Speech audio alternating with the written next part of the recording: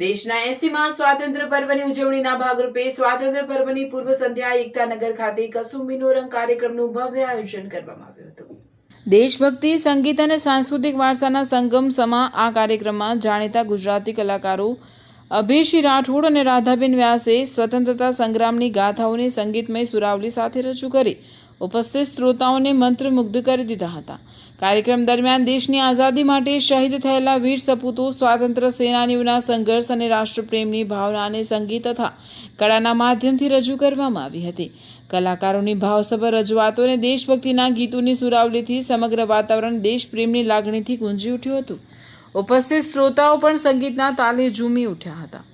કસુંબીનો રંગ કાર્યક્રમ થકી સ્વાતંત્ર્ય સંગ્રામના ગૌરવશાળી ઇતિહાસને યાદ કરી નવી પેઢીમાં રાષ્ટ્રપ્રેમ અને દેશભક્તિની ભાવના વધુ પ્રબળ બને તેવો સંદેશ આપવામાં આવ્યો હતો।